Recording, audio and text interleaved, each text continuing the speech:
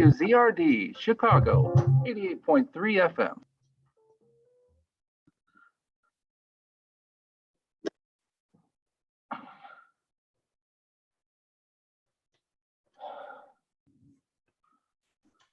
Hi, guys. Hey, Thomas, how's it going? Good. How are you? Excellent. Great day today. Is it? Good. Happy Martin Luther King Day, everybody. Yes, in remembrance. In fact, my wife works for an organization that's of multiple connected faith groups in our community, and they just put out a Martin Luther King video. And they had local students reading from a 1957 speech that King gave called "Give Us the Ballot," and it was really very nice, very sweet. I'd love to check that out if you could send over the link. Oh, I'm so glad you asked. Yeah, hold on. I'll send it to Trudy's email. Yeah, she helped organize some of the interviews.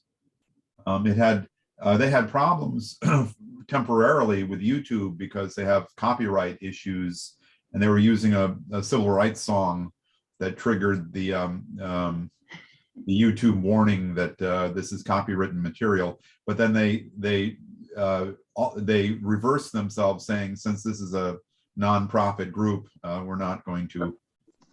So they got a nonprofit exemption. Good for them. Yeah, well, yeah. Yeah, and I think it was a really, really old civil rights song. I think everyone involved in it is dead. I don't think the recording company exists anymore. I don't know who could have claimed a copyright to it, but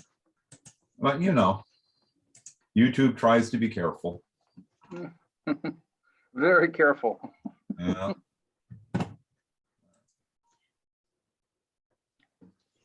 This is WZRD Chicago, 88.3 FM.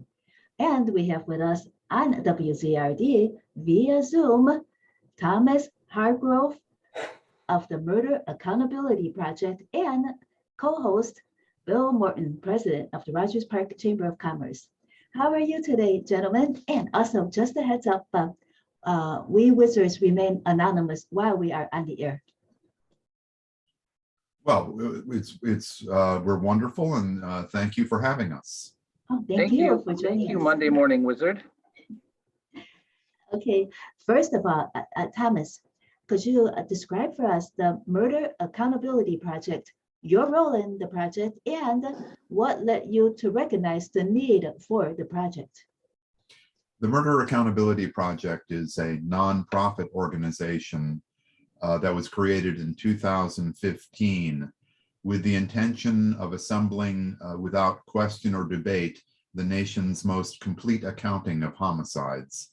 Homicides that were both cleared, and that means someone was arrested, and uncleared or unsolved homicides. We do that by taking data provided publicly by the FBI and augmenting those data by contacting states and police departments that decline to voluntarily participate in uniform crime reporting. We have at our website, murderdata.org, what is, as I say, without question or debate, the most complete accounting of homicide available anywhere in the United States. If any of your listeners lost someone, you can probably find that record at our site. My role in the project is I'm the nonprofit group's founder and currently am the chairman of the board of directors. And why is there a need for this project? Unlike most Western nations, the United States does not keep a master list of major criminal events. If you were to go to London or to Paris and ask the Home Office or the equivalent at France for a list of unsolved homicides, they'd be able to push a button and give a printout of every unsolved murder in those countries. We cannot do that in this country. Homicide primarily is a local crime. And so recognizing that there's a need to create a master list, in fact, our target audience are homicide detectives who need the ability to look up other murders that might be of interest in their investigation. Recognizing the need that there is no master list, the Murder Accountability Project was created, and we continue to work to create the most complete accounting of homicide possible. When, let's say a listener were to go on murderdata.org and look up one case, in that case, would there also be evident any connections to other cases in that record? Not directly. So you'd go to murderdata.org, you'd select the Search Cases tab, and you could put in the various attributes of the loved one or person that you cared about. So the state and the county where the homicide occurred, the individual police agency, if you know it, that investigated the murder, the year in which the homicide occurred, the victim's age, race, sex, and if you know the method of killing. You feed all that in, and you will see how many cases match those criterion that you just said. Usually it'll just be one or two, and you click on that, and a box will pop up giving you the option to see all of the data. And you click on that, and you will see everything the FBI was told about that particular homicide.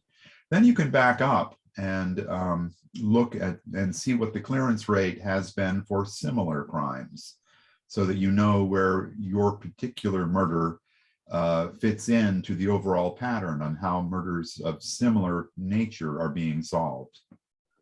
So I'm looking at the website right now, murderdata.org, and Thomas, it says homicide clearance in the United States drops to a new low.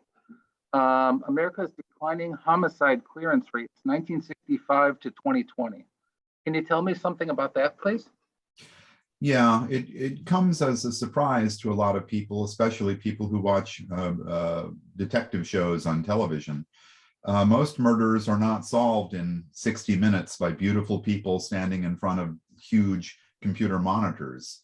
In fact, in a growing number of cities like Chicago, most murders don't get solved at all. And this has been a pattern that's been going on over the last 40 years. Increasingly, we are less likely to solve murder. We hit a new low in 2020 that we only cleared 54% of our homicides. We've never done that poorly. And in more than 100 major cities, the clearance rate fell for the first time below 50%, so that in those communities, most killers are still walking the street. And by the way, nothing good happens when that happens. We found that homicide rates tend to rise in communities that have very low clearance rates. There is an inverse relationship. The causes of this decline in clearance, it's complicated. The nature of murder has changed a little bit. We are less likely to kill domestically. We're less likely to kill our wives or girlfriends. You know, that kind of domestic murder has been declining over time. Increasingly, we're more likely to be murdered by strangers, especially in gangland and drug-related homicides. And those are more difficult to solve. There's that. But also, we think the primary driver here is a lack of resources, that we've not been adequately providing for law enforcement the necessary manpower, the necessary technology, everything. We just are not providing enough of everything so that major crimes can be adequately investigated. And this failure of resources is a political issue that we encourage people to go to murderdata.org, look up their town under the clearance rate tab. And if you don't like what you see, and the odds are increasingly that you won't, we hope you'll have a conversation with your mayor, with your city council member, and talk about how you're not happy with the clearance rate that your community is experiencing. We hope that the data will become a political force. for the record of any case, would there also be contact information about the for any of the law enforcement officials that have investigated that case? No, that'd be a pretty big undertaking to link and maintain a complete list of phone numbers for the more than 10,000 actively reporting police departments.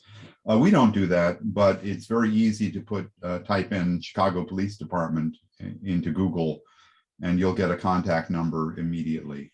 But I'm sorry, that's really beyond us to be able to keep an accurate and active phone list for every police department.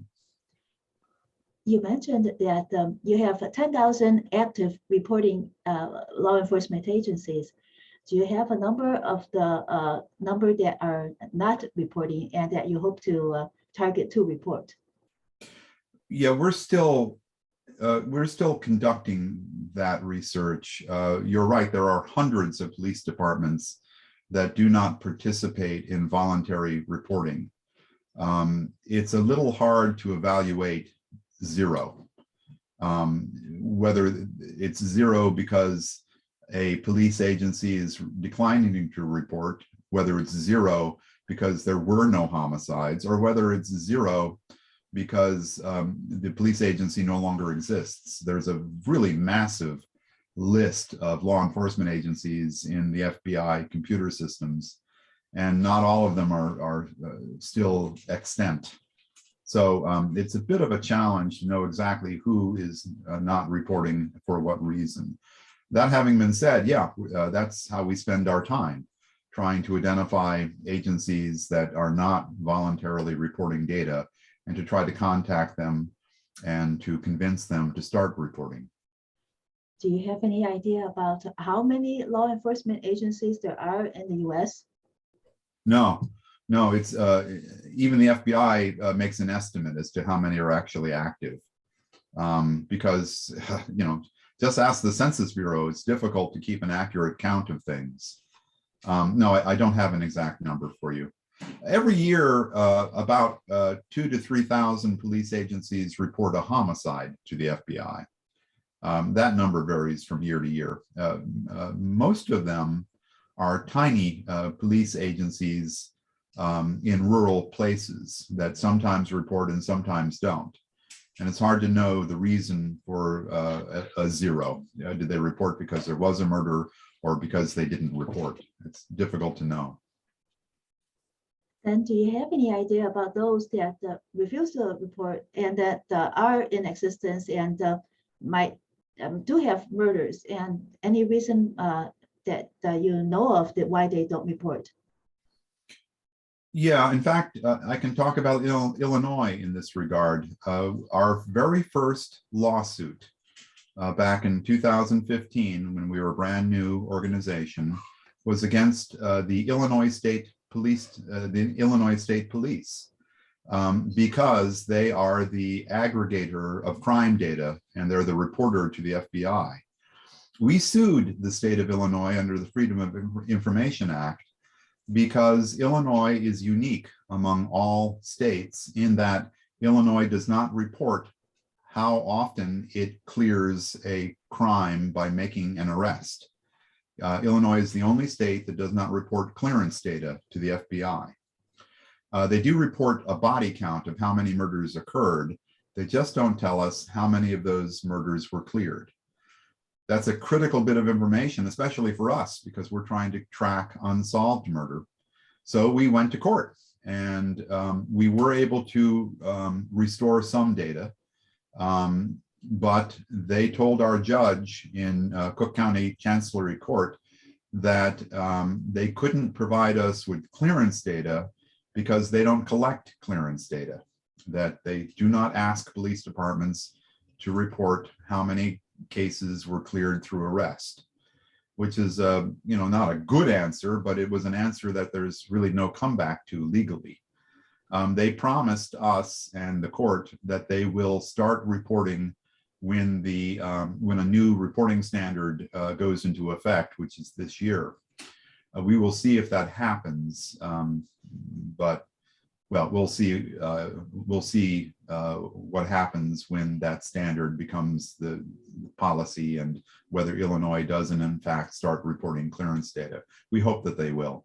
So it seems like that's a real lack of accountability, and it's a real barrier to making justice occur. I see your source for your information for the America's declining homicide clearance rates is from FBI's Criminal Justice Information Services. With all of that in mind, is your project getting along with law enforcement officers, and are they cooperating to solve these crimes with the Murder Accountability Project? The answer overwhelmingly is yes.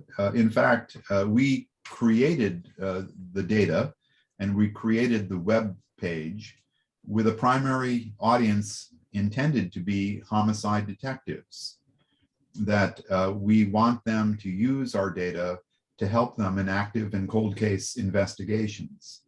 And often, a police officer will come to us and say, thank you for what you're doing. It's very valuable. Increasingly, we're popping up on lists of useful tools for homicide detectives, and that's very rewarding.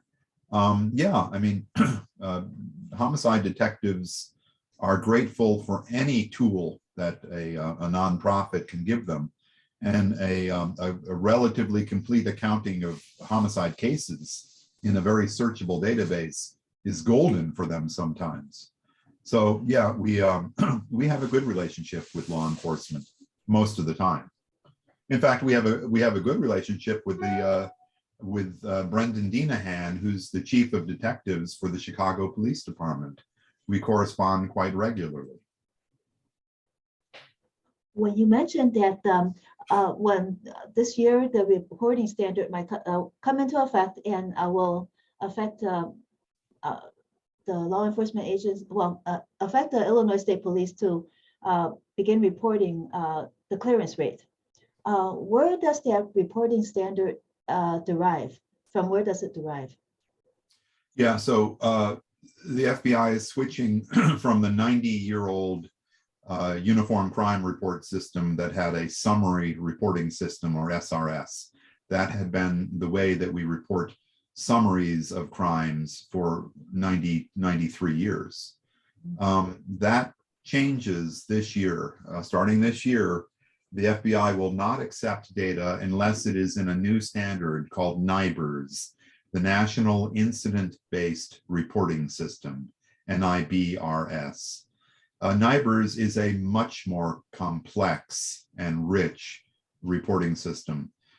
It asks for details for every indexed crime, not just homicide, which was recorded for many years in the supplemental homicide report.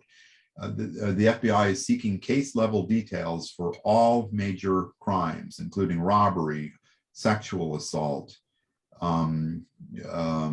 aggravated assault, burglary. I mean, it's a very, very robust system that many police departments report they lack the resources to be able to provide.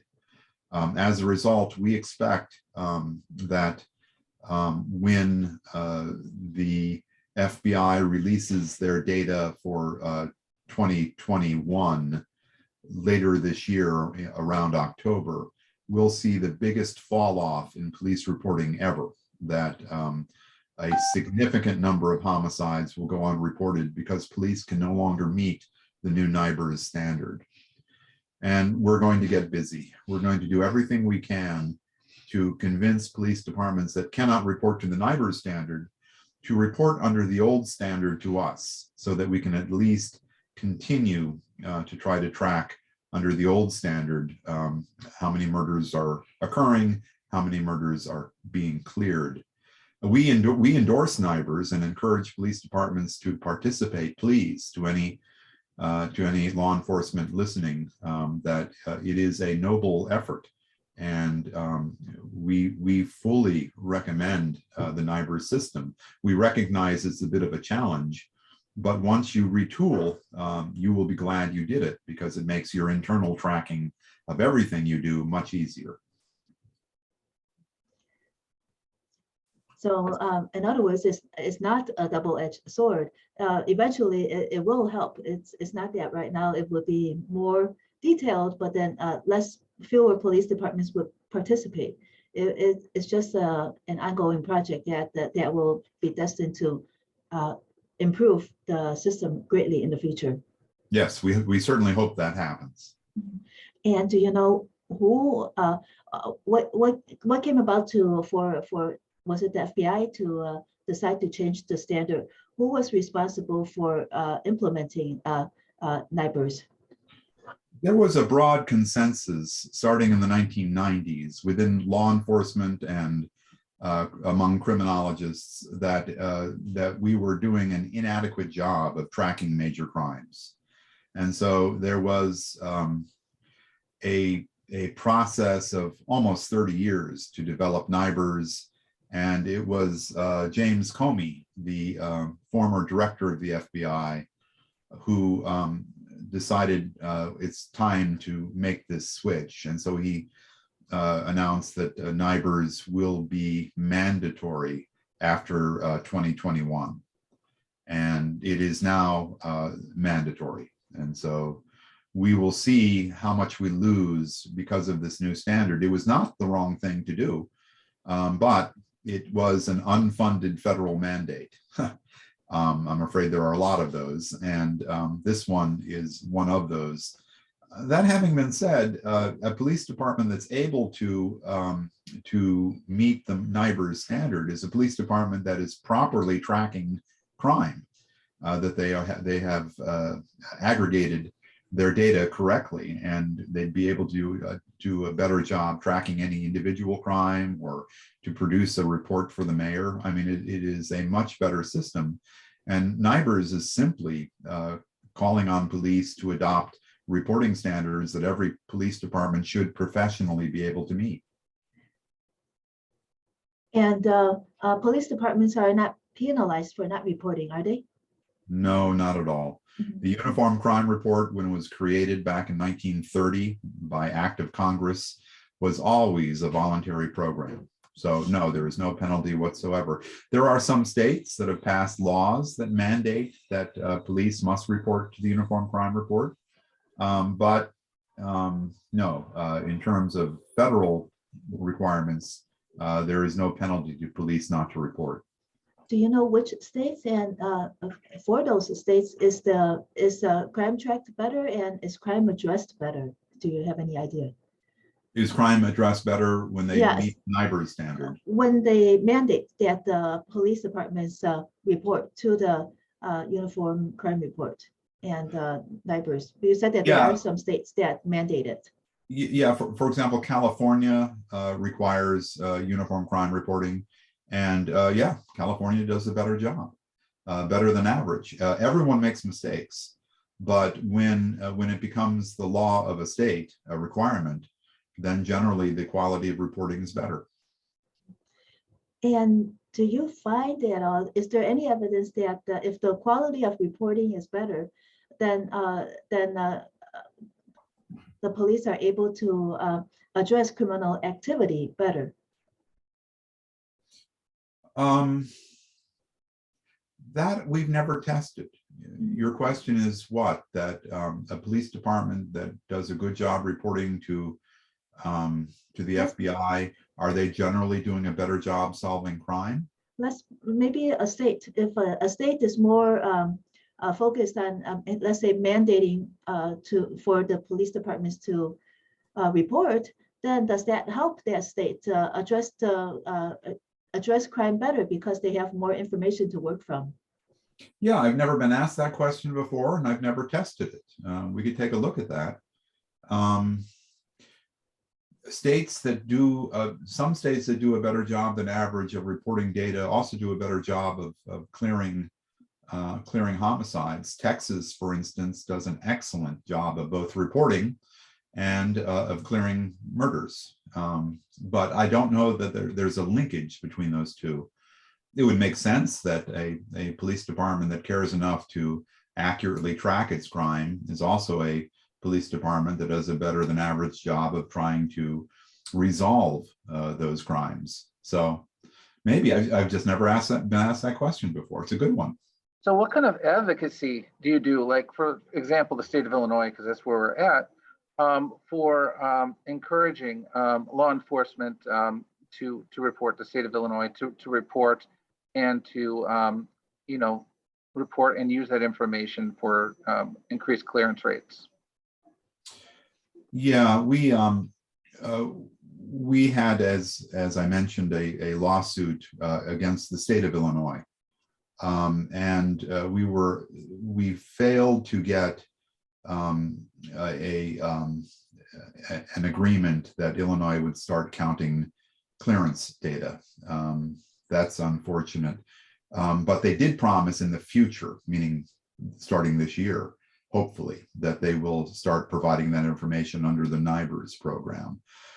They did also promise that they would start reporting to the supplemental homicide report, which is the data you see under our search cases tab at murderdata.org. And that was gratifying, and they kept that pledge. They did start reporting, and that's very important because crime is the most serious of all counted crimes. We do encourage detectives, and have spoken to many Illinois detectives, especially in Chicago, to use our site. There is a kind of magic to carefully counting things. And one of the results of that magic, if I can use a non-scientific term, is that you can see patterns that probably should be addressed. In the case of Chicago, we're quite confident that there is a series of connected homicides involving women who were strangled this century. These are mostly women of color who were strangled, and their bodies were recovered out of doors on Chicago's south and west sides. Again, the magic of carefully counting things. This is very unusual that Chicago would have a disproportionate number of strangulations and unsolved strangulations. Overwhelmingly, these cases went unsolved, which is also very unusual. When a woman is murdered in America, it is more likely than when a man is murdered that the case will be cleared. That's because a woman tends to be murdered by an intimate of some sort, a husband, a boyfriend, someone in the household. And that's why murders of women are much more likely to be cleared than are murders of men. Not in the case of these particular strangulations, which really look to be stranger on stranger murders. And many of these victims were, not all, but many were sex workers or women with histories of illegal drug use. And we find that that category are commonly targeted by serial killers. We are quite convinced that there are serial killings involved in this collection of more than 50 unsolved murders of women, that they were not killed by 50 separate men. That did not happen. And so the Chicago Police Department has launched a review, and are participating with an ongoing review with the FBI. Chicago says correctly that they have no proof of serial murder. But what's odd is how little DNA has been recovered in these cases. Neither Chicago detectives nor we know what to make of that. It's possible that the killers, we think there's more than one serial killer involved. We think it's probably something like 3. And we think that these killers are getting adept at avoiding capture and detection.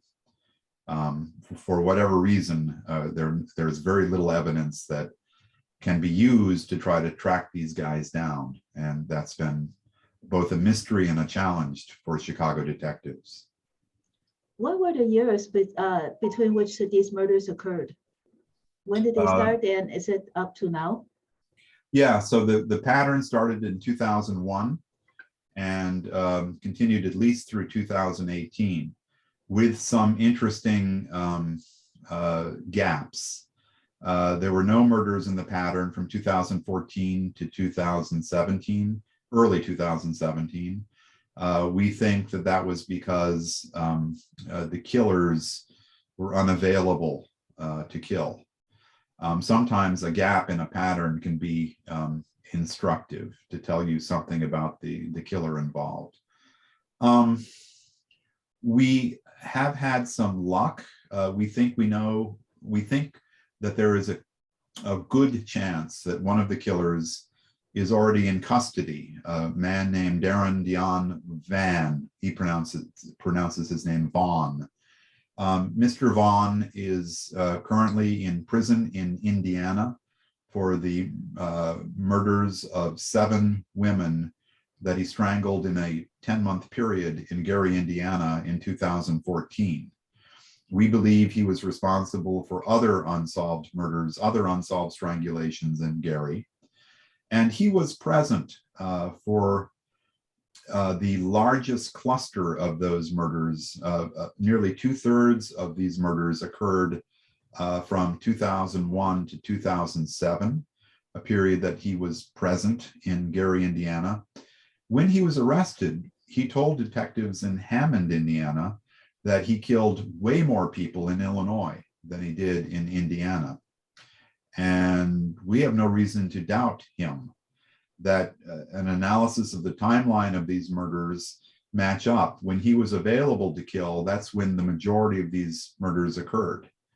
So we think he maybe have been telling the truth and that he is responsible for a significant number of these murders in Chicago. He says he is, and we have no reason to call him a liar. So you mentioned that maybe part of the clues is when someone is not available. So he's incarcerated.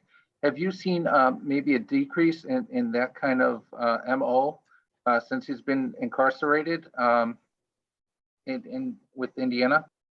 Yes, and so the rate of these murders plummeted when he was in jail for 5 years in Texas, and there was a huge decline.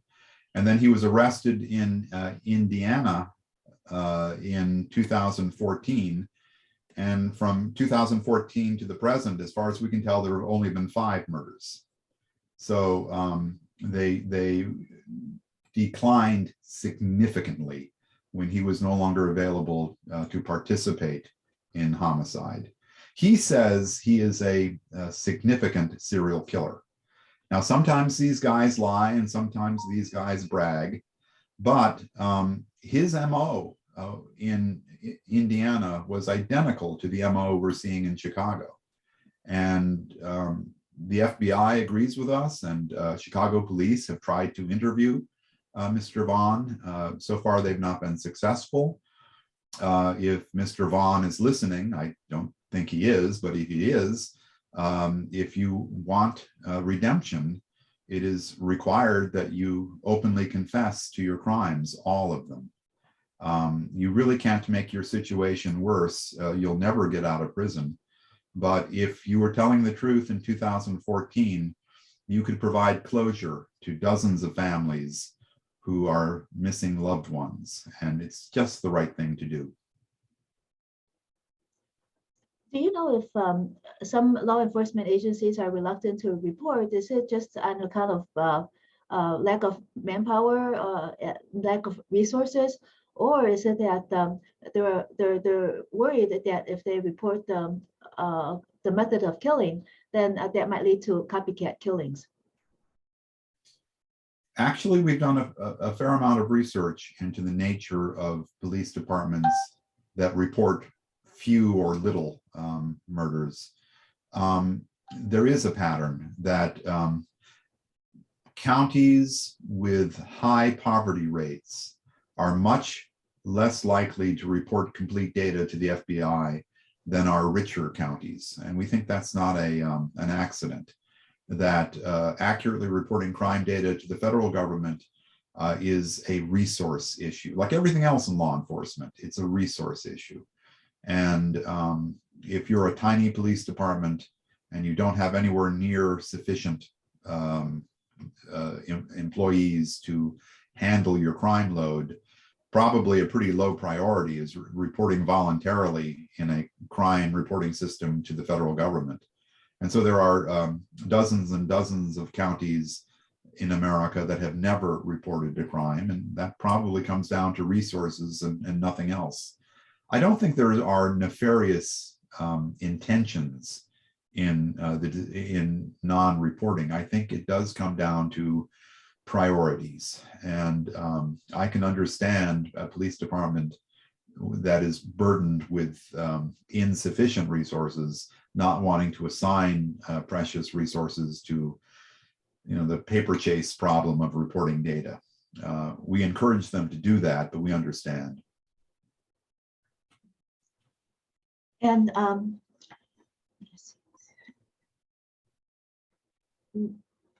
when the police departments report, you said that they don't have enough resources. So is it that the public officials are dedicating it's very low on their priority list to provide resources to law enforcement? Is that a problem that you find often?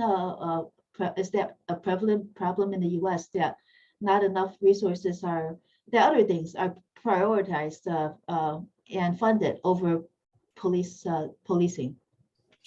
Actually, the dirty little secret in America is that local governments increasingly are broke. There is inadequate tax base for a growing number of cities. Entire states and major municipal areas cannot afford their pensions, much less to accurately report data to the FBI. I mean, this starving of governmental resources is becoming a real problem. At the same time, the demand for an ever increasingly varied array of services increases. Everyone wants something from City Hall. And in cities where the tax base is static or even declining, and that happens in hundreds of cities, that becomes an impossibility. So that local political leaders are doing the best they can, but the pie is not growing. If in many places it's shrinking. And in places like that, we have studied this as well. We can identify governments that have clear financial challenges. And it's not surprising that the clearance rate for homicide is lower in places with documented fiscal challenges. It comes down to resources. For Illinois, we heard that we don't even have enough money to process rape kits. Some of them have been languishing in the labs for years. And so maybe that's indicative of why there's not enough money for resources to have enough police officers to do adequate reporting. Yeah, that's a real interesting issue. The federal government has made a special grant program available to local police to try to process those rape kits, and they've been working to clear that backlog. Again, it's a resource issue, and DNA testing is expensive. And for that reason, an awful lot of, at one point, as many tens of thousands of rape kits that went untested. When a local government commits to testing those kits, they found some interesting things. In Cleveland, Ohio, they committed to a program to go over all of those languishing rape kits. And they discovered that 20–30% of all rapes were serial crimes, that they had cross matches to other rape kits, that the rate of serial rape was far, far higher in Ohio than anyone imagined. In fact, it even prompted the FBI and the Justice Department to put out a directive, an advisory to all local detectives that when you're working a rape, you should assume a very high possibility that you're dealing with a serial crime, that there may be other connected rapes involved. And it was that discovery of how often serial sexual assault occurs in America that was a real eye-opener, because we rarely get a chance to run a mass check on DNA. And the experiment in Cleveland really suggested that the rate of serial crime in America is much higher than we ever imagined. Do you know about what year when they came to this realization? Oh, it was about 5 years ago. There's a good story in the Atlantic magazine about this by Barbara Haggerty, formerly of NPR. I would commend that to you. I'm sorry, I don't have an exact date, Okay. but it's not that long ago. Yes, that's close enough.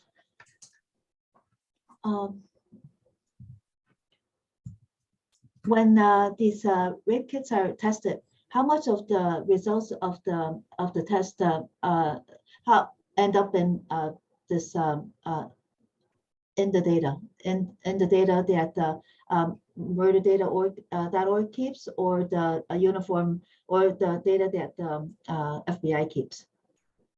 Yeah, while we were talking, I called up the article.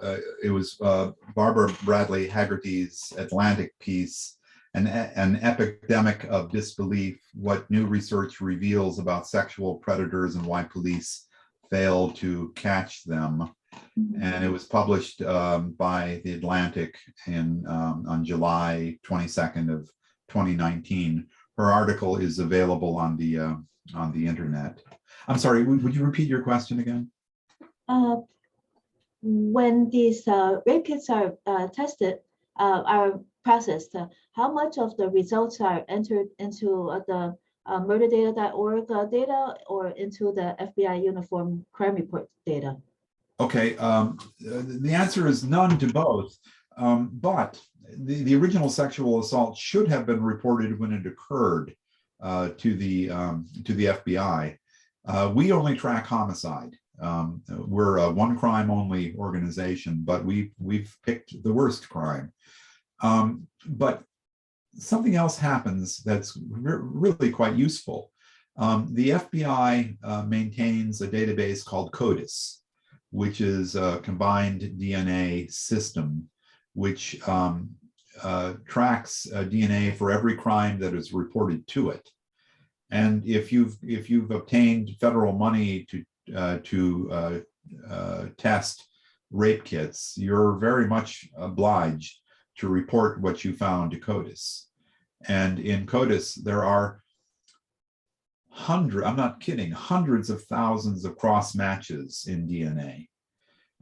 Having a CODIS hit is really quite common. A hit means you've got at least 2 matches in the database. And it is a very common thing for DNA from a crime scene to match DNA obtained from another crime scene. And the CODIS has been a game changer. It has succeeded in capturing multiple serial offenders. The list would be too long for anyone to even count, but it is quite common for police to make an arrest because of what's called a CODIS hit.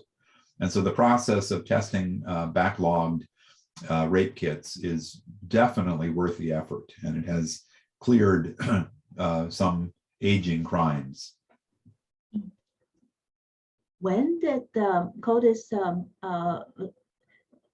when was CODIS implemented, and also is the public allowed to access CODIS, or only law enforcement? Yeah, only law enforcement. CODIS is an internal thing. And I'll try to answer. I don't know. Yeah, CODIS became operational in 1990 as a pilot project in 12 states. It now has 153 participating laboratories representing 49 states and the District of Columbia. I'm sorry, I don't know what the missing state is. It's probably a rural state without resources. That would be a guess. You mentioned that the Murder Accountability Project is based on algorithms, and so when you how do you come up with the algorithms? Do you input variables for the algorithms, or is it based more on math, or is it based on computer programming? Oh, okay. I love that question.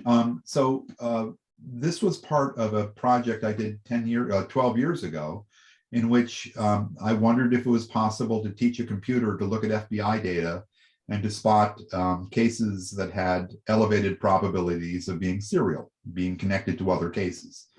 I did that back when I was a reporter in Washington, D.C. And I spent a summer finding 100 things that don't work.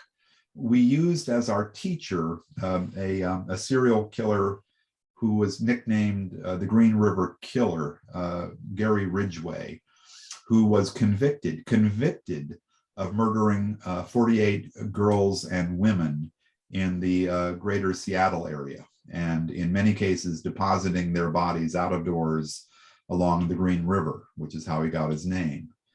I found 100 processes that failed to tell us that something god-awful happened in the Seattle area in the 1970s and 80s and early 90s, until we finally found a system that aggregated data according to the geography of the crime, the gender of the victim, and the method of killing.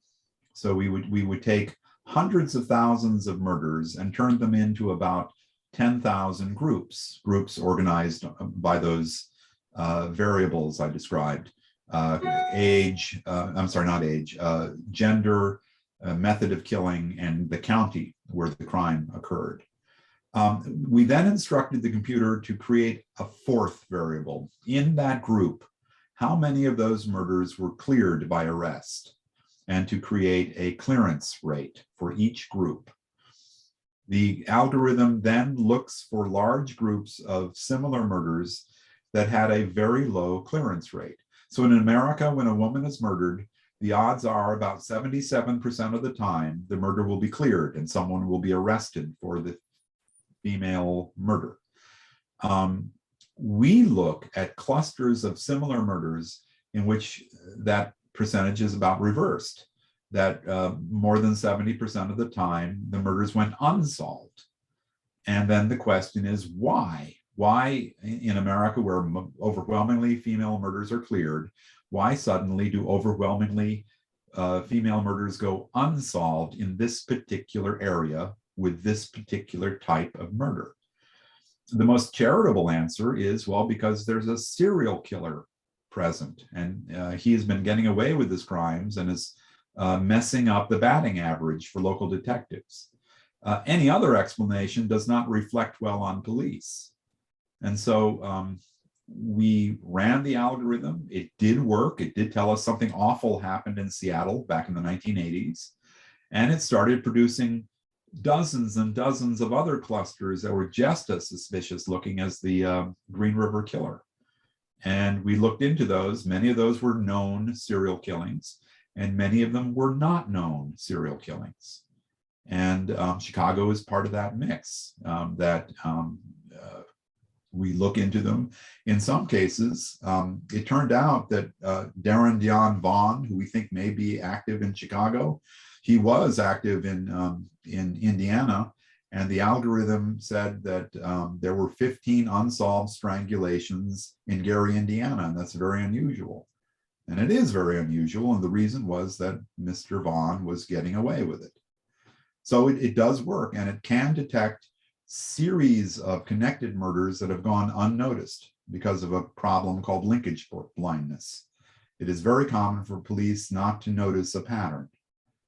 It's a real problem, and it's been well documented by criminologists, and it's difficult to overcome, which is why we created the algorithm, trying to provide a new tool for law enforcement. If a police detective were to want to investigate a case, what kind of variables will he enter into the system in order to check to see if there are any other cases similar to what he is investigating?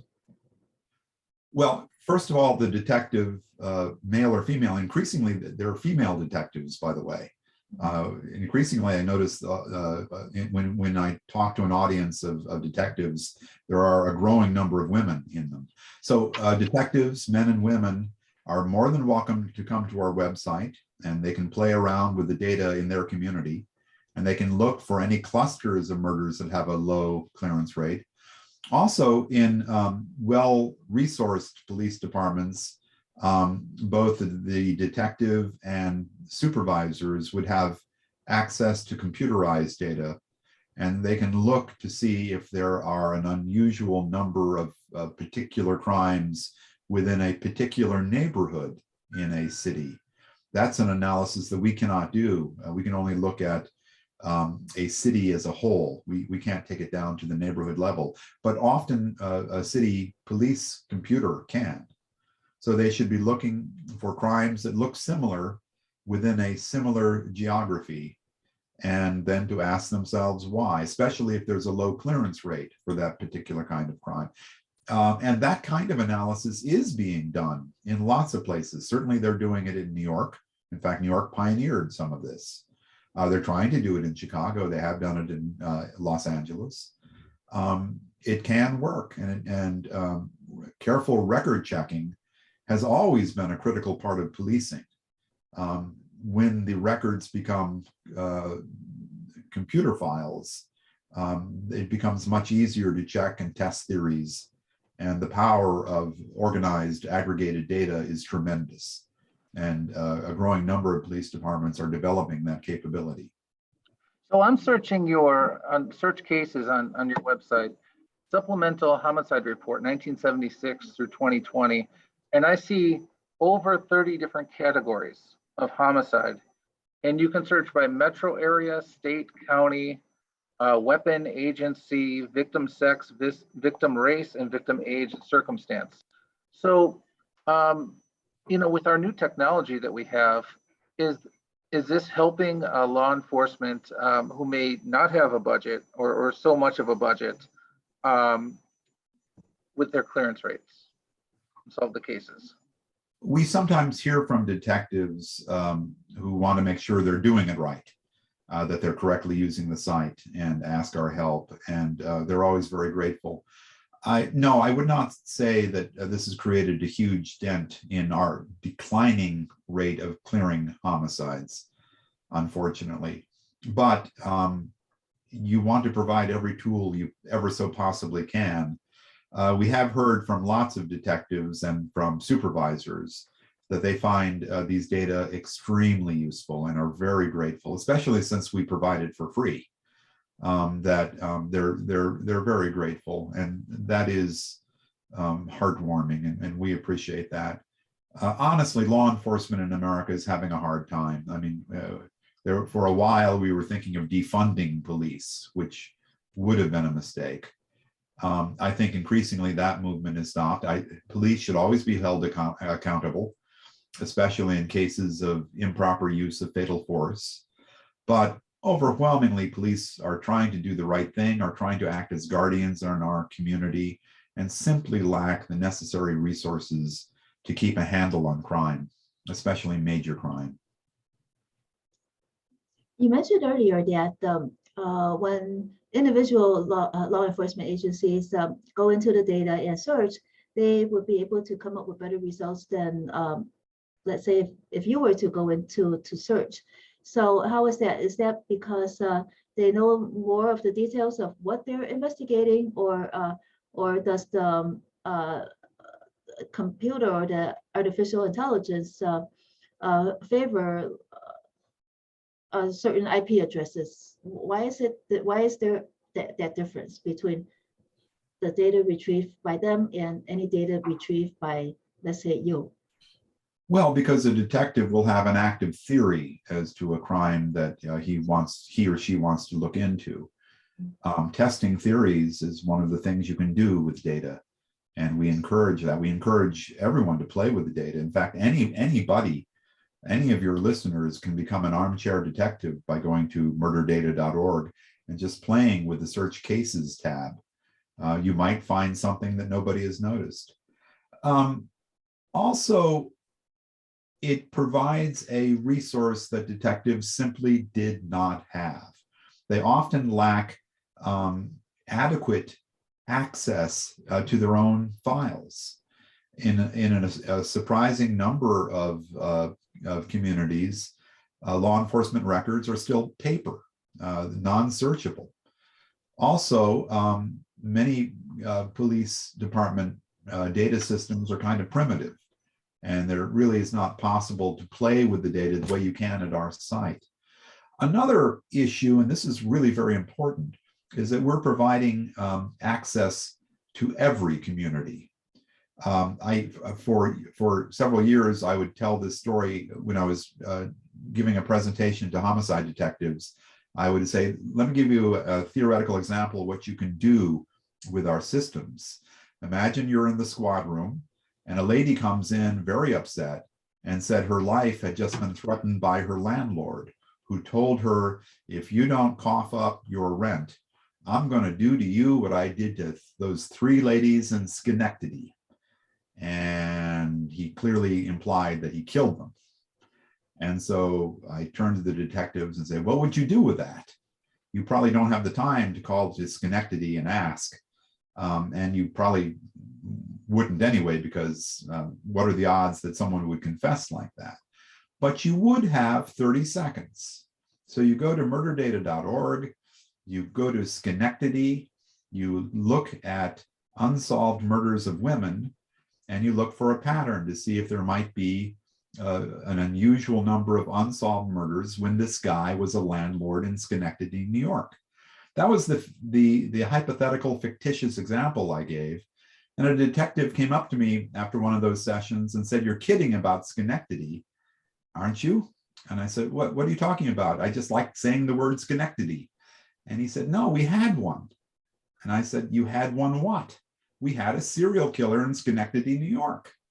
And I went back, and sure enough, there was a pattern of unsolved murders of women. He wasn't a landlord, but there was a serial killer active in the Schenectady area. And it was terribly interesting. So I try to be careful now whenever I talk about hypothetical situations and what detectives can do. But generally, yes, detectives can test a theory. Was there an unusual pattern to a specific kind of murder in a specific place? And it's a very powerful tool. This is WZRD Chicago 88.3 FM. And we have with us via Zoom, Thomas Hargrove of the Murder Accountability Project, and also Bill Morton, president of the Rogers Park Chamber of Commerce, my co-host.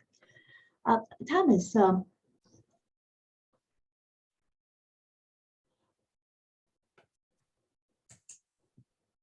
what new challenges do you find with the Murder Accountability Project as of now? Yeah, so the Murder Accountability Project, we're a nonprofit organization. We have a unique goal. We're the only organization in the world that seeks to obtain a complete accounting of homicides in the United States. Our franchise, our incorporation documents list that as our intended goal. No one else that we're aware of does this. And we do. We've gathered records of 33,000 murders that were never reported to the federal government, and we will continue to do that. We face a huge challenge starting this year because of the adoption of a new reporting standard by the FBI. We're afraid that hundreds, perhaps thousands of police departments will go dark at the end of this year, will stop reporting data to the FBI. We're going to track that. We're going to compare the data that we get to previous data, and we're going to try to identify non-reporting agencies and try to convince them that that they should continue to report under the old system to us. This is going to be one of our biggest, well, probably without question, our biggest challenge. It is important that we salvage as much as we can the murder record. And we're going to go to states and communities that are not reporting any longer under the new system and beg them to report to us under the old system, which was easier to manage. We hope to continue to track every murder in America. Do you have any idea about how your data compares with such data, maybe as kept by Interpol about murders? Do you have? Is there any indication about how it compares? It seems as if your data is very valuable. Yeah, the FBI reporting systems, the Uniform Crime Report and its supplemental homicide report, are public data systems. That makes the United States unique among Western nations. Murder records almost everywhere else are not public records. That probably comes down to our First Amendment, that the Founding Fathers granted extraordinary rights to people to access information, to have information about their government, rooted in the First Amendment and the rights of press and individuals. For whatever reason, we have an extraordinary access to police data. We try to augment that because the data reporting is voluntary, and we try to do better than the voluntary reports, and have done, quite frankly, significantly better. About 10% of every murder in our data in recent years comes from us, from data that we've acquired directly from non-reporting agencies. You asked about Interpol. Mm-hmm. That's not a public reporting system. Europol, which is the part of Interpol in Europe, they have a very bad record of sharing information between police departments. In fact, what we think is about to happen this year is an example of failure of sharing information between police in the United States. So, it's not unusual for there to be turf disputes over what you're going to tell somebody else. How often a burglary is solved, how often a rapist is caught. I mean, those kinds of information can be perceived as embarrassing, or just none of your business, that we do the best we can, but why should we report data to you? That certainly is an endemic problem in Europe. The failures of Europol to adequately report data is quite well known in Europe, and has been remarked on as a kind of a political collapse of inter-police departmental sharing and access to information. Again, it's not uncommon for there to be disagreements between different levels of government over how much reporting shall be required. And it certainly has happened in Europe. What's the difference between these governments' reluctance to report data and the clearance rate that most countries do report, that the U.S. does not report? Oh, okay. It is true that for governments that do report clearance data publicly, that they generally do a better job clearing homicides than we do in the United States. That our current clearance rate of 54%, which is what the clearance rate was in 2020, according to an FBI estimate, really is out of step with how most Western democratic countries are faring in police investigation. We think that is an issue for several reasons. First, other governments may be better resourced in law enforcement than we are. Policing is a local matter, and so it comes down to the available resources for a local government. In a great many nations, policing is more nationalized, so that a homicide investigator may be a representative of a broader state or even a national police agency. That's quite common. A few years ago, I had lunch with the senior homicide investigator for the nation of Denmark. And to make conversation, I asked him, how many homicides does Denmark have a year? And he said, oh, about 50. And I say, what? That's like a slow day in Baltimore, 50? And then he said, yeah. How many of those do you clear by arrest? And he said, about 49. And I said, you're kidding. You say you're clearing 98% of your homicides? He said, yeah, in fact, I'm quite sure of that because every murder crosses my desk. He's the senior homicide investigator. If a homicide has gone uncleared for several weeks, he'll call out to local investigators and ask, so do you need anything? Should I come out there? Do you need more resources? What's it going to take? And that idea of having multiple levels of review and the offer of assistance is quite un-American, that we don't have any levels of review. Certainly no offers of additional resources if a case goes uncleared after enough time. If a local police department fails to solve a homicide, I'm afraid that's it. Maybe they'll do better next time.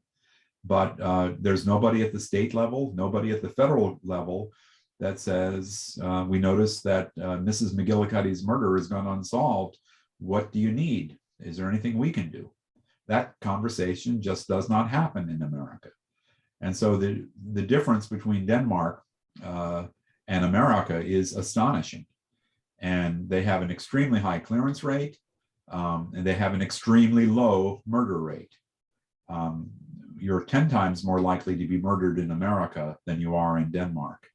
And I guess end of sermon is just that I wish we did things the Denmark way. There's nothing rotten in Denmark, to paraphrase Hamlet.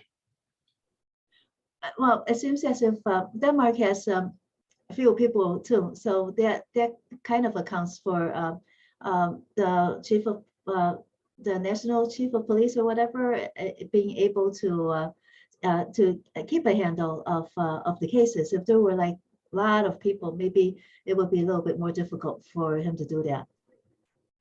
Maybe. Denmark is the size of Maryland, and Maryland has about 10 times the number of murders. It definitely helps to have a low murder rate so that you can spend quality time working a case. Here in America, nobody has that kind of time. A homicide detective should never be asked to handle more than 5 murders a year. And every homicide detective in America would dream of having that kind of caseload. It's rare that they have only 10, and often far, far more. We expect an insane amount of work from the very labor-intensive act of investigating a homicide. So earlier, I guess what you meant when you talk about the countries being open about their clearance rate, that means that some of them are not. Those that do not report to do not do that much reporting.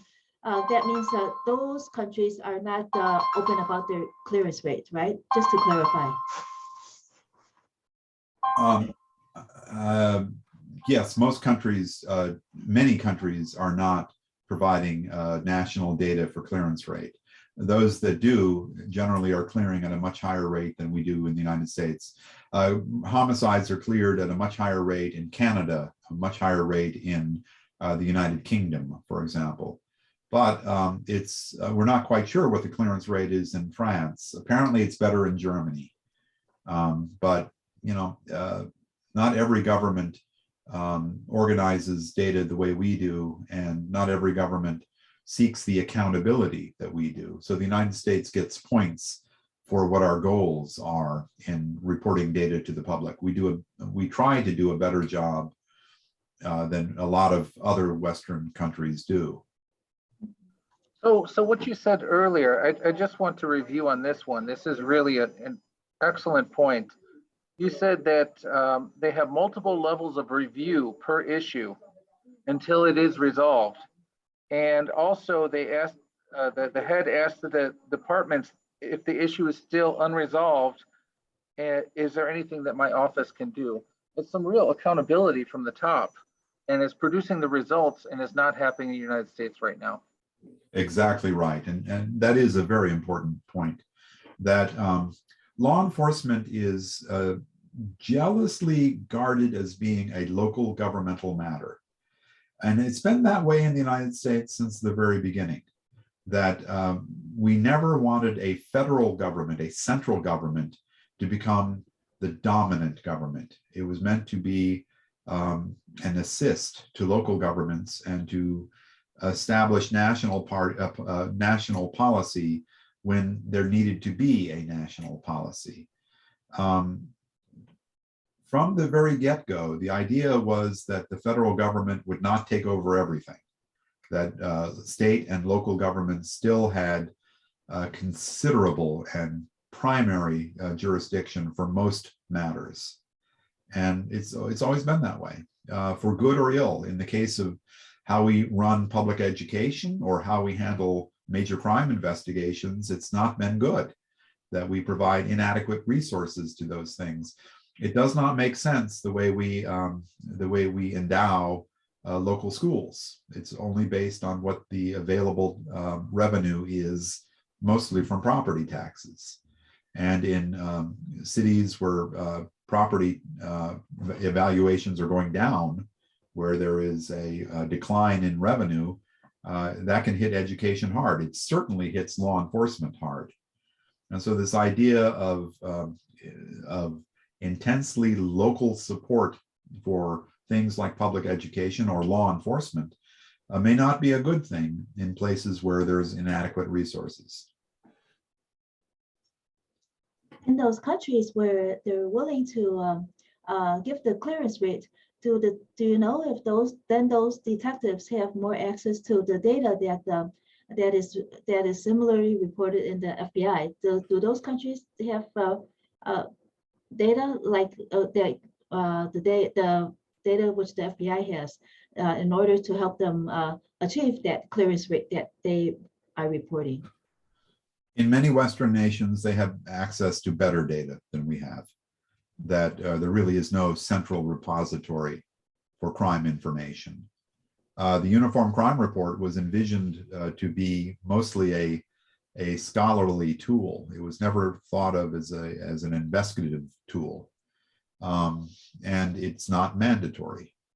In places like Canada or the United Kingdom, there is a wealth of information encoded into a national crime reporting system, and that is available to local detectives. So in most Western countries, they have access to much better information than do local police in the United States.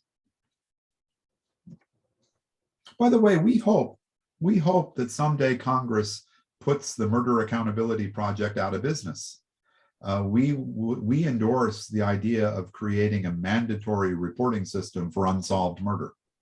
If a homicide has gone unsolved after 1 year, it would be wonderful if Congress passed a law mandating that that case shall be reported to the Justice Department in detail into a computational record, and that complete information about the case, including a narrative from detectives about the investigation, should become available in a central database. That would effectively mean that there would be no reason to have a Murder Accountability Project. We hope that happens someday. We're not holding our breath. There would be political backlash to such a proposal, even though it makes perfect sense. If I were to have a crowd of 100 randomly picked Americans, I think they would all nod their head and say that's a great idea. But good luck getting that through Congress. And there's no technology barrier on that either. If Congress can do it, then we can do it as well. Yeah, in fact, the FBI tried to do this again voluntarily. They created a violent crimes database at their office of VICAP, the Violent Criminal Apprehension Program, VICAP, which is headquartered in Quantico, Virginia. Back in the 90s, they sent out analysts and representatives to police departments all over America to do two things. First, to offer a very, very free computer from Uncle Sam. We'll give you a computer with all of the necessary attachments so that you can report data to us, and to demonstrate how to report crimes that are suspected of being connected, series of crimes, so that if there was a homicide or a sexual assault that to your bones you thought might be connected to other crimes, detectives were asked to report that to the FBI. It was a wonderful idea. It is still a wonderful idea, and it's hardly ever used. Only a fraction of the crimes that should have been reported to the FBI have been. And again, it's because it's a voluntary system, and homicide detectives have better uses of their time than spending an hour reporting a murder to the FBI, unfortunately. VICAP's Violent Crimes Database has been useful. It has helped clear some cases, but overwhelmingly, when they try to make use of the Violent Crimes Database, the first thought that comes is, what data am I not seeing? Because most of the records that should be here aren't. And so it's a real just act of luck if you happen to have a record that might be useful.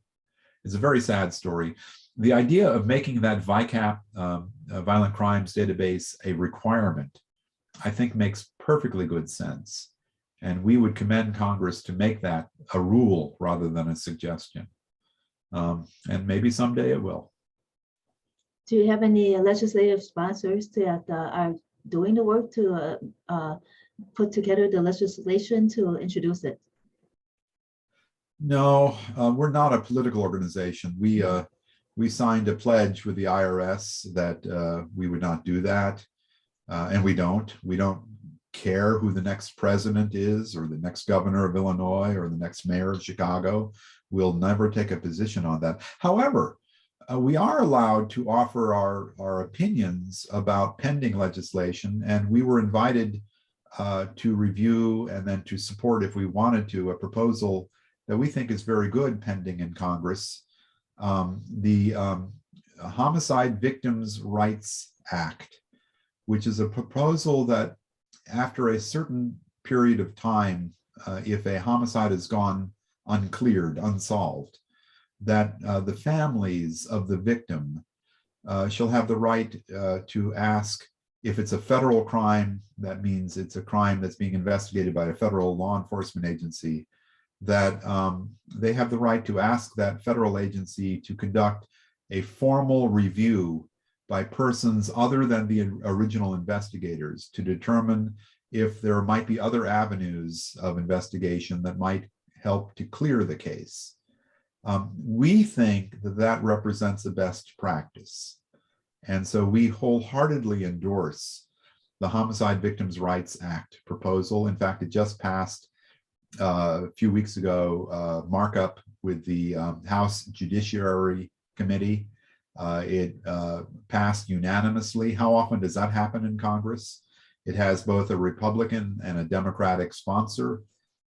We think it just makes good sense, and we hope that does pass. So we hope we didn't violate our IRS charter, but we told Congress we think the Family Victims' Rights Act, Homicide Families Victims' Rights Act, is a very good idea, and we recommend it as a best practice for law enforcement. Do you know if any of the information in your database is used by missing persons detectives or missing person registries? Do you collaborate with any missing person registries? We don't, and that's a very good question. The problem is, if we do a bad job of gathering crime information, and we do in America, entire states don't participate in reporting to the FBI. So if we do a bad job of doing that, just imagine how awful the job is we do at tracking missing people. Well, it is beyond awful. In fact, recently, There have been efforts to improve the reporting of missing people, and they're trying. But I got to tell you that nobody has anything close to a database with even half of the missing people.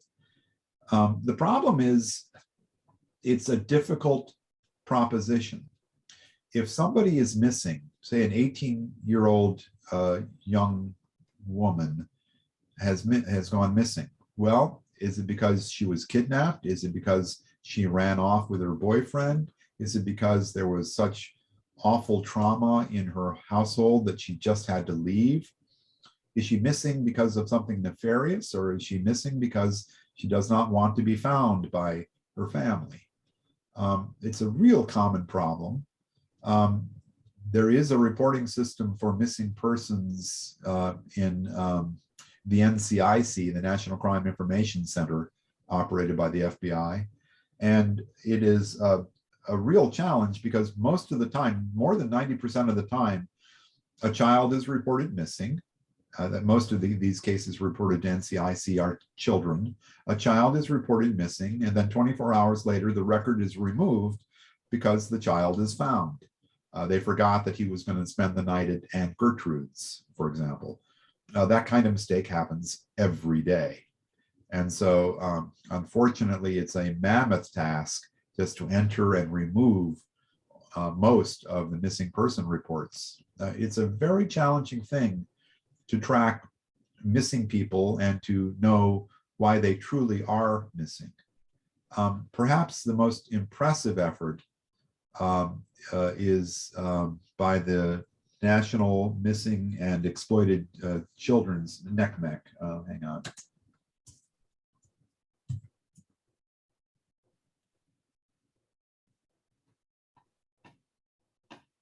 Oh dear, the National,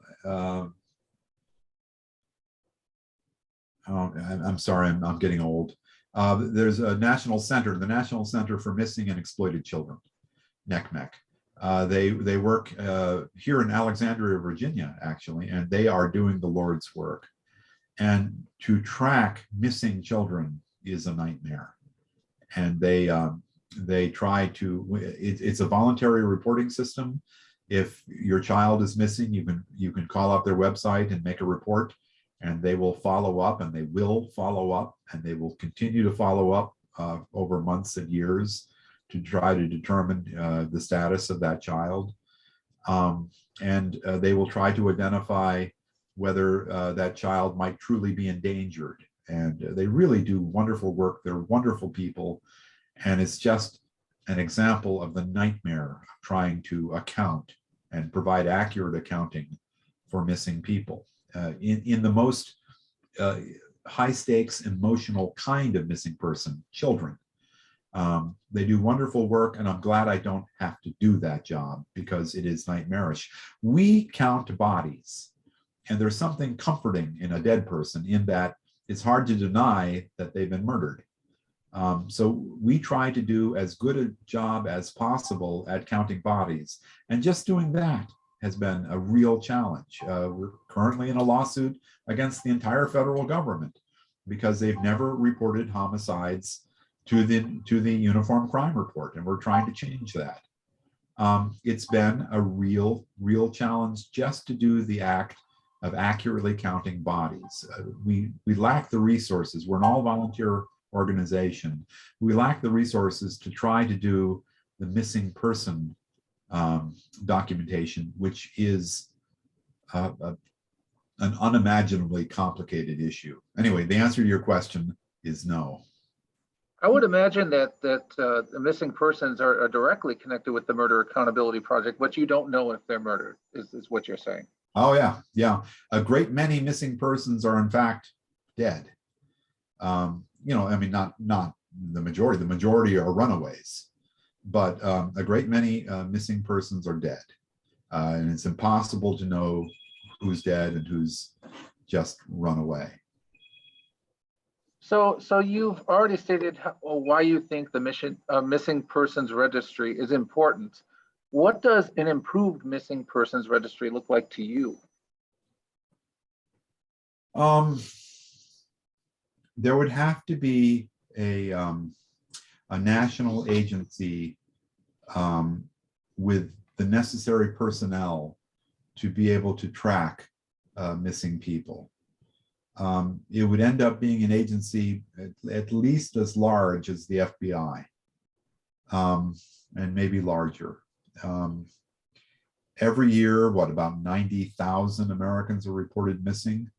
Most of them are not. Most of them have decided they don't want to be where they were. But some of them are missing, and the reasons are not good. Whether it's kidnapping, whether it's murder, whether it's sexual abuse. I mean, the list is long of what it could be. But we've never provided the necessary resources to accurately provide that kind of reporting. It is a problem not unique to the United States. Everybody has it, where people suddenly go missing. In democratic countries, they've tried to create public databases so that people can see that so-and-so is reported missing, and therefore they can say, oh, call up and say, oh, I'm not missing. I just couldn't stand arguing with my father anymore, so I left with my boyfriend, but I'm here, I'm alive, I'm fine. That would be a good thing. And we're trying to do that here in the United States. But to do a proper job would require a very large agency and a very expensive one. And I don't see there's much of a political push to create such a thing. If people that have, they are trying to find a missing person, let's say families and friends, are there any suggestions about how to maybe use the murderdata.org to find some similarities or find something that could help them track their missing loved ones? Well, all we can do is to offer some comfort if they have a 14-year-old girl who they think ran away to Scranton, Ohio. I probably shouldn't name names because of this Schenectady story, but imagine they think that she might have run off to Scranton, Ohio. So you can come to our website and put her age in and Scranton, Ohio, and see if anyone like her has been murdered. And you probably won't find her there. That can be a comfort. It's kind of a negative thing. You can try to assure yourself that your loved one hasn't been murdered, and he or she probably was not murdered. In most cases, these are people who have run away. Yeah, but beyond that, I don't really have very good. There is a voluntary reporting system at the federal government. I'm trying to look it up. NAMUS, yeah, NAMUS. NAMUS, which you can get to online, and they concede that, like any voluntary reporting system, it is underpopulated, that most missing people are not in the NATIS database. But anyone can report to NAMUS and can put a case in. And they've tried some interesting things. I've had people call me to say that there have been 5 missing people who all went missing. The last time they were seen was at a particular block in Dallas. In fact, that really was one of my calls. Don't you think that's interesting, that there were 5 missing people all around a particular bar in Dallas, Texas, which is kind of interesting. It's not proof that they're dead. It's just proof that there are 5 people who the last time they were observed and reported to have been observed was in a particular block in Dallas, Texas. But they're really trying. This is an organization that was created with federal money, and they're trying to document missing people. But like everything else, the reporting is inadequate. And the typical missing person in America is not in the NamUs database. We've wondered if we should try to match, excuse me, try to match NamUs data with homicide data. And we just decided that was such a morass that we're afraid we would do more harm than good by trying. It would suggest that a missing person is a dead person, and that overwhelmingly would not be the truth. So we've decided to stay away from that. When cases cleared, and then is there any effort to search further in the database, in the Uniform Crime Report and Supplementary Murder Report about the other cases that might be similar to a case that's been cleared? So you're asking, can you look for patterns to clearance? Yes. Is there any? Well, not only well, the public of course could do that. But do you know if law enforcement does that? Once a case is cleared, is there any follow-up to see? Well, it depends. If it seems as if that might be a case that in which a person might have killed other people, or is it just maybe a protocol that after a case is solved, the detective goes into the crime report to see if there are any similar cases, and that whether that person might be responsible for other crimes as well. Oh, okay. A wonderful former FBI analyst and former DC homicide investigator, a guy named Eric Witzig, who just died recently, a good friend of mine, and one of the finest people God ever made. He had advice for detectives. If a guy comes in and confesses to a murder, or if you investigated him and you finally get him to confess, and that happens a lot, that when you present pretty strong evidence that the guy has lied to investigators, which is a crime unto itself, and then B, that there is considerable evidence that that they did it, that they are guilty of the crime, that they did kill so-and-so. Quite often, the defendant will just get tired and say, look, I don't want to fight this anymore. Yeah, I did it. Just send me to jail. Jail's not that awful. I can handle it. I'll do it. And so they'll confess. And Eric had advice for detectives under that scenario. Be sure to ask, even though if your wife is holding supper for you, just be sure to ask this question. By the way, did you kill anyone else? And it has happened many times over the years that the answer is yes. Now that I'm in a confessing mood, I have. And everyone has to sit down again and to go over that case, and dinner will have to wait. But yeah, that it is advised that when you clear a case, you should consider whether you might be able to clear other cases.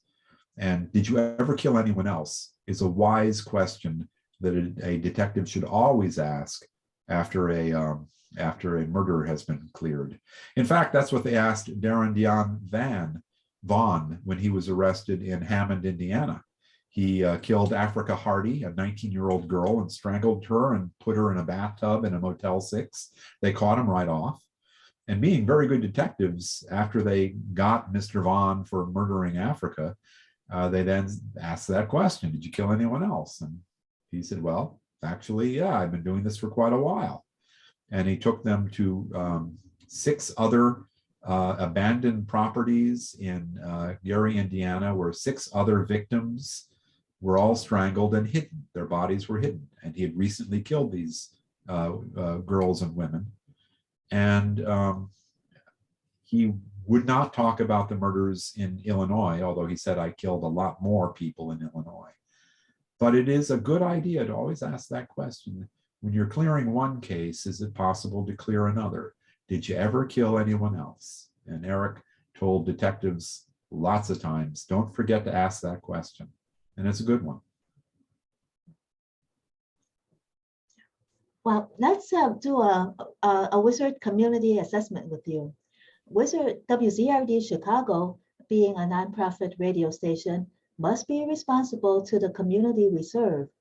WZRD is mandated to file quarterly issues with the FCC on non-entertainment community-focused programming. And we like to assess the community for these quarterly issue topics with 3 questions. First, what is most important to you? It doesn't have to be the Murder Accountability Project, but I wouldn't be surprised if it is. No, well, first, God bless you for being a nonprofit news organization and radio station. That's a good thing. I do believe in the nonprofit movement in America. Sometimes it's been abused, but I think overwhelmingly it has been a positive force in our affairs. And I would tell WZRD to continue to be accountable to your community and to try to scratch where your community is itching, to try to raise the issues and talk about the things that matter to people, to provide access to different voices in a community. The function of a nonprofit radio station is quite different than a commercial radio station. And you've had me on for more than an hour now, and where do you get that in commercial-driven radio? It never happens. So I would say be true to your charter. We try to be. The purpose of nonprofit organizations is try to do good things with the extraordinary rights we've been given under law. So use your community charter well and just continue. Is that what's most important to you? Because that was the question. The most important issue, or most important thing to you, whatever it is. What is most important to you? Well, Thomas Hargrove. Oh, to me, not to you, or not to what your radio station should be doing. No. Oh, yeah. I guess I spend much of my time, maybe even most of my time, worrying about how violent America is. It is quite unusual. We are much more violent than most nations, Western nations, industrialized nations. We are far more likely to be murdered than I would be in almost any other nation that I would want to compare myself to. And it doesn't have to be this way. I mean, look at Canada, look at Europe, just go around the world and you're not going to see the kinds of violence that you see in the United States. That's one of our mantras. It doesn't have to be this way. And so I and the board of directors of the Murder Accountability Project, we are dedicated to trying to turn down the volume of violence.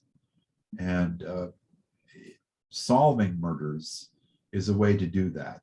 That when a killer is held accountable for his or her crimes, he will not kill again. And also he becomes a symbol within the community that there are consequences to your violent acts.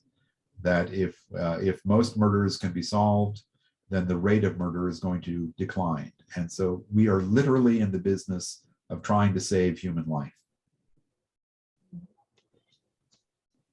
Second, what long-term problem must we address? Well, again, if you're asking that question of me, it would be just what I said, that turning down the volume of violence in America is not a simple matter. And I think that I will be spending all of my final days on this mission, and the people who will follow me will spend all of their days on this mission as well. I hope the Murder Accountability Project outlives me. I'm pretty sure it will. The mission certainly needs to. And so, yeah, I am prepared to work this issue for the future, for the foreseeable future. And you're doing this as a volunteer, right? You're not being paid for it. Nobody at the Murder Accountability Project is paid a cent. Every once in a while, I get a free dinner, but I'm not paid, and sometimes I'm able to pay for expenses like travel or a meal, but that's it. Nobody here is paid. We all volunteer our time. Every once in a while, we'll hire workers, interns, to process data, but that is the extent to which we are an employing organization. Instead, if you look at our board of directors, they're remarkable people. A lot of them are veteran investigators for law enforcement, FBI. In fact, Bill Hagmeyer used to run the Violent Criminal Apprehension Program and other programs down at Quantico. He's a very senior and well-recognized FBI supervisor. We have many former and retired police detectives or police officials on our board. We have former journalists like me. We have a lot of different people. None of us want to make any money out of this, and we're doing a good job of not making any money. Instead, we're dedicated toward this mission. And we have passion that it doesn't have to be this way, that we can turn down the volume of violence. And so that's what we try to do. How many hours would you say on average you work at this project per week? Oh, probably 40, 50, 60. It varies, but I'm retired. I have a comfortable retirement, thanks to the Social Security Administration, thanks to my former employer's pension fund. Anyway, I and my family are comfortable, so I don't need to make money. And so this is a chance for me to pay back and to try to serve the community that has been kind to me and my family. The third question for our community assessment is, what problem must be resolved now? Oh, well, I spend sleepless nights worrying that the ability to account for major crimes is about to fall apart, that we're in the process of watching a slow train wreck for data reporting to the FBI. And so we're going to try to fix as much as we can that train wreck. And so that's our highest priority, and it's going to be a considerable time sink. One advantage I can say, even at my advanced age, I'm in graduate school at George Mason University getting a master's degree in criminology, and they very nicely allowed me to get my thesis topic on the project that's called Surviving Neighbors. And so our efforts to recover data that's going to be lost to the FBI will be the source of, I hope, my master's thesis, and therefore awarding me a master's degree. So it's very beneficial to the public and to the criminology community. But I also get, perhaps that's a personal advantage here, that I will obtain a master's degree in criminology thanks to this work. So I'm very grateful for that. Well, Thomas Hargrove, thank you so much for joining us on WZRD Chicago 88.3 FM today, and discussing and giving us so much insight on the Murder Accountability Project. And thank you so much, Bill Morton, President of the Rogers Park Chamber of Commerce, for being our co-host today. Thank you so much. And Thomas, we are going to sign off, but could you provide us that link that to that video that you mentioned at the beginning of our interview? About the Martin Luther King Day? Yes. Yeah, yes. I did. I checked your email. You should have it. Oh, it's in the email. Okay. All right. I'll check that. I thought it was in the chat. Okay. Oh, no, I'm sorry. I didn't put it in the chat. I put it in. You should have it. Okay. That's fine. You pass it on to Bill. So I will. They worked really hard on it. I'll check it out today. Okay, yes. Great. So that was an endless interview. Are you going to run all of it? That's almost 2 hours. It was live. It's just, yeah, it was, it was happening now. It was live, but maybe. Oh, it was live. Yes, yes. Yes, okay. And then it was a very valuable interview.